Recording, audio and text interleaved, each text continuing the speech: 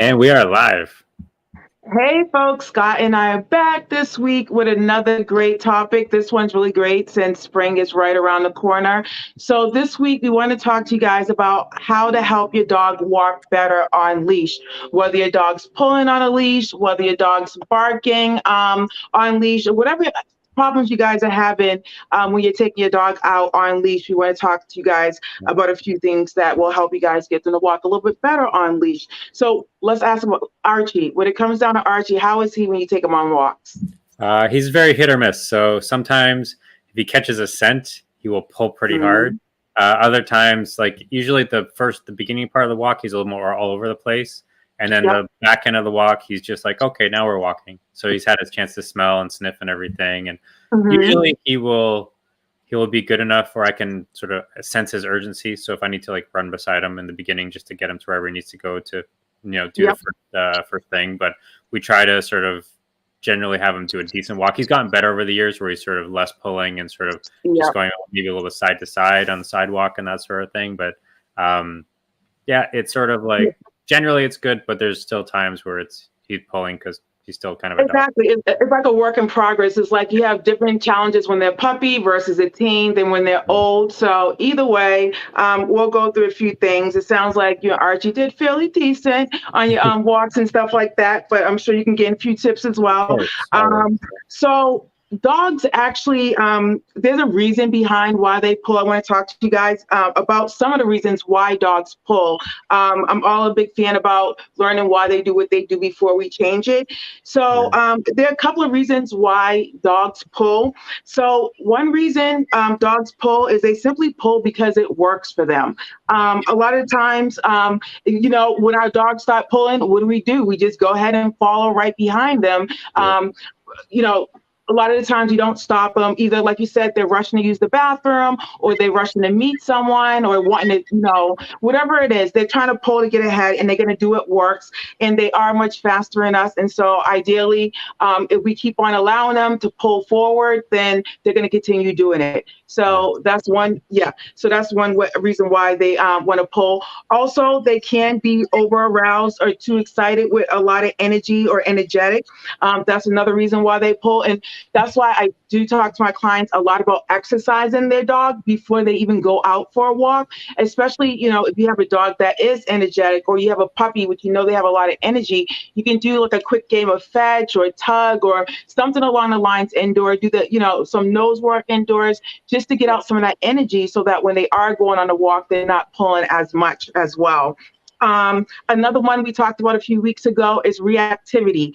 So whether they are um, whether they displaying a positive emotion or a negative emotion, or they're fearful of something, they're reacting and pulling to get towards something or away from something. That's another reason why dogs pull on leash. And of course, fear and anxiety if they're afraid of something. The most common one I try to explain to my clients is the mailman, for instance. If the dog sees the mailman in the window, they start barking, barking, barking, barking. Then the mailman goes away, and they like, okay, they stop the barking. Next time they bark again. So the reason why they keep on barking, if they're afraid of the mailman, they think the mailman's going away because they're Yeah. barking. But in Yeah. reality, the mailman's just dropping off mail. And again, if we go back to number one, dogs do what works for them. So they can pull for those various reasons. So, kind of to help you guys with your dogs not pulling, let's talk a little bit about equipment before we even talk about what to do when you go out for a walk. You want to set yourself up and your dog for success before you even go out. So, different types of things can help your dog not pull on walk. So, if you want to purchase a harness for your dog, that actually helps your dog. It reduces the pulling on walk. And I talk to my clients a lot in the consultations about the different types of harnesses because it is a difference. So, if you really don't know, the harnesses that clip in the back here, they actually make the dog want to pull more. I mean, leashes, harnesses, they're all man-made products that we throw on dogs. And so that's like, putting us in handcuffs and saying, go walking, it's Yeah. very restricting. And so that actually makes them want to pull more. But if you get the harness that clips in the front right here on the chest, when they try to pull, it redirects their pullings and it pulls them to the side. And in return, it reduces the pulling. Do you use a harness or Archie at all or no? Yes, Yeah, no? we use a super duper harness, so he's very Super, strong. super duper harness. Yes, we actually have a harness, so it has a front clip and it has a back clip. Yes. And then from a local agility trainer that we work with, she actually provided, she got sourced these long lines, about 10-foot lines. And so we basically have the rubber and we attach one on the front and one on the back. So he's very strong. He's 80 pounds. He's very strong. Yeah. So he will, when he pulls, like the front harness doesn't do enough for him. So essentially it sort of hugs him. It causes the harness to hug him. And then he can't pull that way. So because he's so strong, because he's so big, that's why we went with it. If he was smaller, then we probably wouldn't have to go that far. But yeah. Exactly. So what Scott's talking about, folks, is like you can double clip the harness and use a double clip leash, and it'll give you even more control. So it'll control the dog from the front chest and the back. It's almost like a little horsey. Pretty much. It really is. Like you have to kind of maneuver it. So that's another way to gain more control, is using a double clip leash and double clip it on the harness. But ideally, folks, if you're choosing a harness for your dog and your dog's a puller, get the harness that clips in the chest. Also, there's a thing called a gentle leader, which it looks kind of like a muzzle, but I repeat, it's not a muzzle. It's just a little rope, or not a rope, but a little string or whatever that goes around the dog's muzzle with a little chain there. And the difference between the harness and the gentle leader that goes on the muzzle here is the gentle leader controls the dog from the head back, and a gentle leader controls the dog from the chest back. So if you know your dog, and like Scott knew his dog needed more control, so you got that double leash. So some dogs just need the control from the chest back. Some does better with the control from the head back. So you want to make sure that you have the appropriate type of equipment, such as the gentle leader harness.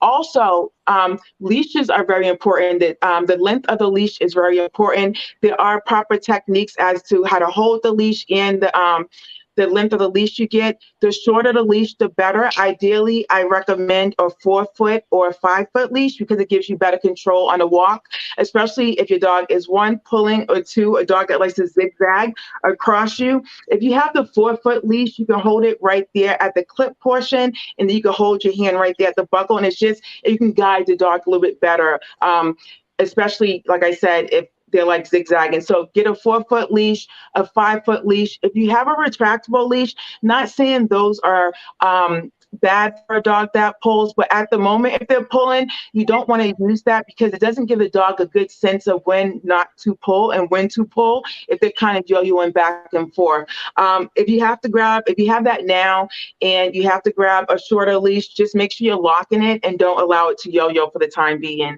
until you get like a 4-foot or 5-foot leash. And also, when you use a 6-foot or longer, folks have a tendency to roll it up on their hand, and then their hand ends up getting sore and hurt. And Scott's smiling like, yep, I've been there before. So ideally, get the 4-foot, 5-foot leash.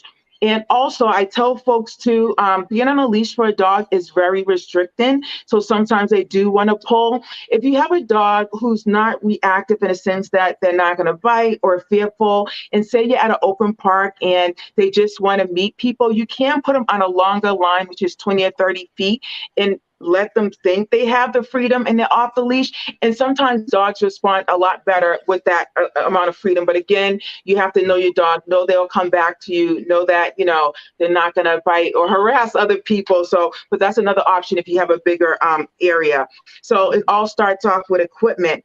So moving on for that, a lot of folks, you may or may not know that all dogs, they don't know how to walk on leash automatically. A lot of us, either we're getting our dog from a foster or rescue or as a puppy, but either way, whether they have that experience or not, they don't know how to. So in order to get them to stop pulling, you want to start loose leash walking, which essentially I tell my clients, what does that look like for you? So loose leash walking is essentially keeping your dog next to you so that they're not pulling. So Sometimes you might hear a person use the word loose leash walking. You might hear someone say heel.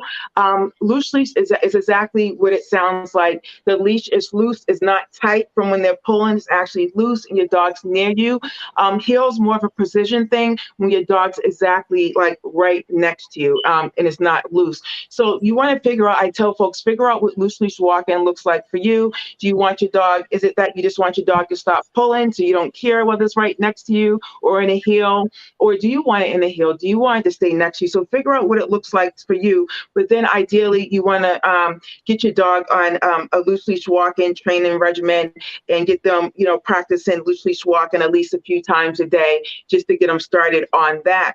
But if your dog does know loose leash walking and you're like, hey, let's talk about some pulling here. There are some things you can do when you're out and about if your dog is pulling on the walk. So one thing you can do, and you talked about Archie sniffing, right? You said Archie's sniffing. Okay. So one thing, if your dog's pulling because they're sniffing, I always recommend to my clients, give them a designated sniffing area. So if you have a certain routine that you walk on, give them maybe a spot here or there. Like if they start to sniff like 20 times, give them like 10 sniffing spots. Or remember, leadership, you're the one in charge. So choose a certain spots that you want Archie to sniff. And so that every single time you go on the walk, once he understands that those are the spots he sniffs in, then he'll only sniff at those spots. And then in return, that'll reduce the pulling as well. In addition to that, when your dogs pull, don't let them pull. What you can do is make like a tree. We call it red light, green light, or make like a tree. You want to stop dead in your tracks while the leash is tight. You want to wait until there's some slack in a leash, kind of like it looks like a U. And then where there's some slack in your leash from your dog, not that you create it by moving forward so your dog's not pulling or going to your dog. You want to wait till your dog stops pulling, whether they come back to you or just stop pulling in general, and then you can move forward. If they pull again, then you stop. And then once they stop pulling, you move forward. So it's a lot of stop and go. But essentially what they learn is, hey, if I stop pulling, I can get going a lot faster. Yeah, exactly. So exactly. Have you tried that with Archie, like stopping and going? Yeah, we did it when he was like super young because like that helped him to learn. So he knows a little bit more now. But yeah, it works really well because you can see they start to, okay, I can't go any farther. Let me go. Okay, now we're walking and everything. And it's super helpful, especially when the younger dogs are very independent thinkers and they just want to go, and then they start when they can start to like process that part, it makes a big difference for sure. Yeah. Exactly. So stop and go, that's a fairly common one. So of course you can always, if you don't have training for loose leash, you want to start that. But until then, for management and stuff, you can do the stop and go to help them reduce the pulling. Also, I always talk to my clients and people about situational awareness. Be aware of the environment in which you're walking your dog in. If your dog's pulling because they're reactive or going to lunge at other dogs, or if they only sniff sniff a lot on a certain road, then you want to try to manage that by either going in another direction where they're not going to pull as much or sniff as much, or if there's certain houses that are like 10 dogs in a row and your dog pulls past those houses, you want to try to go in the opposite direction. Basically, you want to U-turn and get out of there just to help your dog not pull, and that will help as well. And just simply giving your dog something to do on the walk as well. And I know I talked before about the mental stimulation game, Find It. That's also a good one to play if your dog is pulling, because you can actually toss treats directly in front of you, so your dog can stay right in front of you as you walk along. And then you'll notice too that if you're tossing treats in front of you, when you stop tossing them, your dog will actually stop and look to you instead of like pulling the head like, hey, I thought we was onto something good here. So you can do that as well. And I'm always a big advocate of additional training besides loose leash walking. You can always get your dog in a habit of sitting on walks as well. So what I mean by just walking a few steps and then stopping and having your dog sit. Taking a couple more steps, stopping and having your dog sit. And if you do that enough times and randomize it, so walking 4 steps and stopping and having your dog sit, walking 3 steps, then over time you'll notice that your dog's not pulling. In return, you'll stop soon as you realize they're pulling, and they'll stop as well. So that's always a good one. in addition to all these things I'm talking about, one of the most important ones too, and I hear this a lot, is teaching your dog coming when called. I know it sounds funny when you're thinking about your dog pulling on leash, but you want to think about safety as well.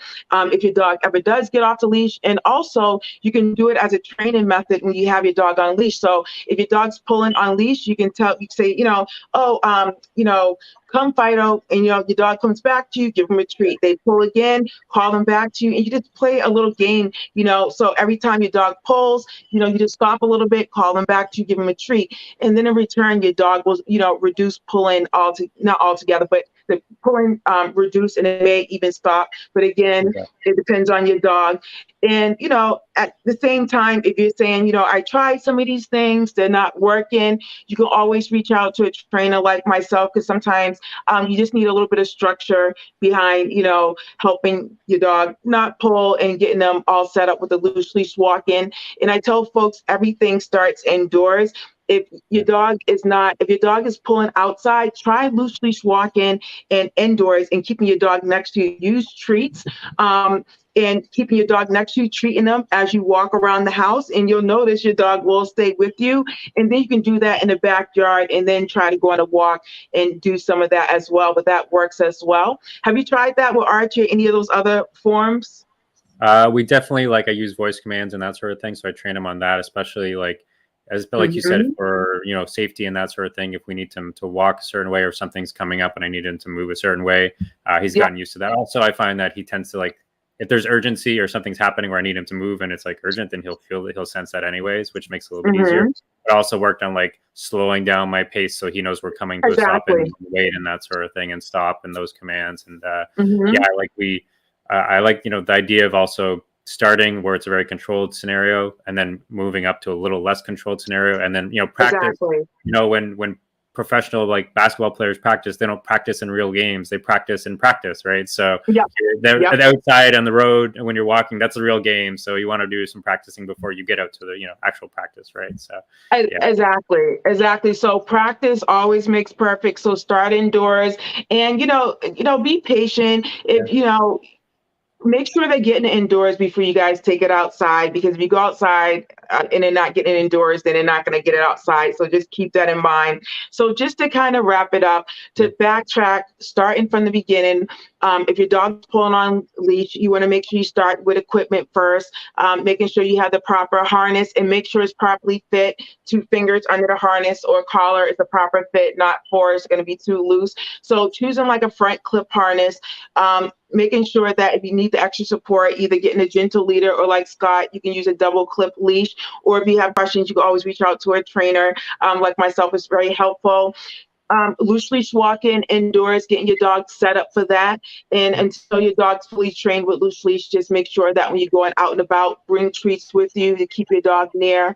If all else fails, or just to get them into the motion of not pulling, make a tree, and do some we call it red light, green light, stopping and going. Every time your dog pulls, stopping and going. So those are just some things that you guys can get started with to help your dogs not pulling. And I hope you guys have gained some really useful tip.